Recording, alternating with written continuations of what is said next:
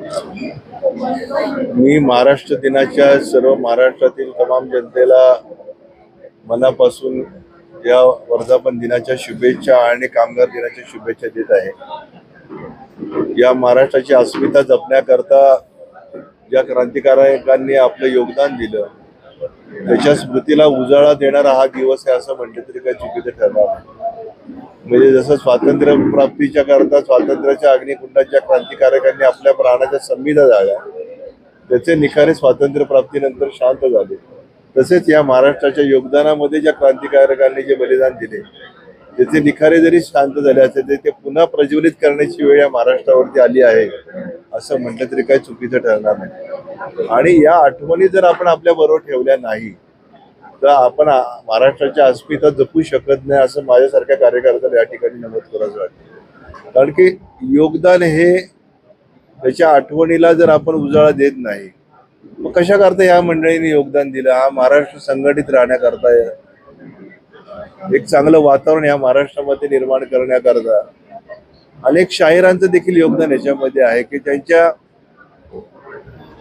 मुखातून जी शब्द बाहेर पडायचे त्यामुळे त्या ठिकाणी होणारी जी क्रांती होती ती प्रज्वलित व्हायची आणि त्या ठिकाणी क्रांतिकारकांनी एवढ्या मोठ्या प्रमाणामध्ये महाराष्ट्रासाठी जे योगदान दिलेले त्या योगदानाच्या आठवणीला उजाळा देण्याचं काम आपण आपल्या आयुष्यामध्ये करायला पाहिजे।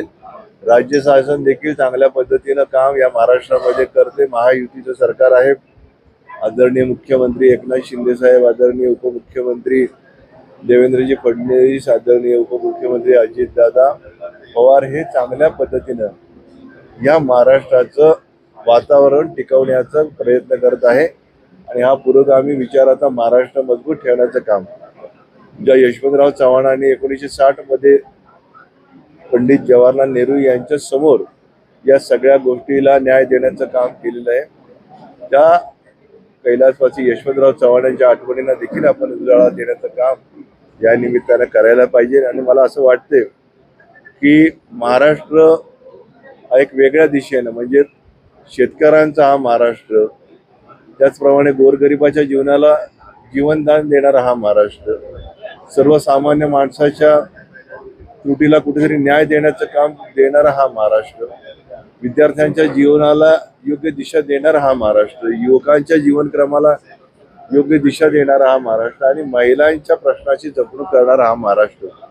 त्यामुळे या महाराष्ट्रामध्ये महायुतीच्या माध्यमातून सर्व घटकांना न्याय देण्याचं काम म्हणजे महाराष्ट्राच्या 1 मेच्या 1960च्या या दिवसाची आठवण ठेवून ही सगळी मंडळी काम करत असतात आणि या दिवसाच्या निमित्तानं या शुभेच्छा देत असताना आपण अंतर्मनामध्ये या आठवणीला सर्वसामान्य जनतेने उजाळा देण्याचं काम करावं असं माझ्यासारख्या कार्यकर्त्याला या ठिकाणी नमूद करायचं वाटतं।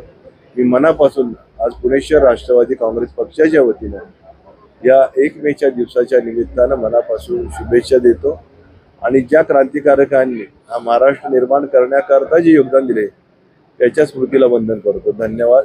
जय हिंद, जय महाराष्ट्र।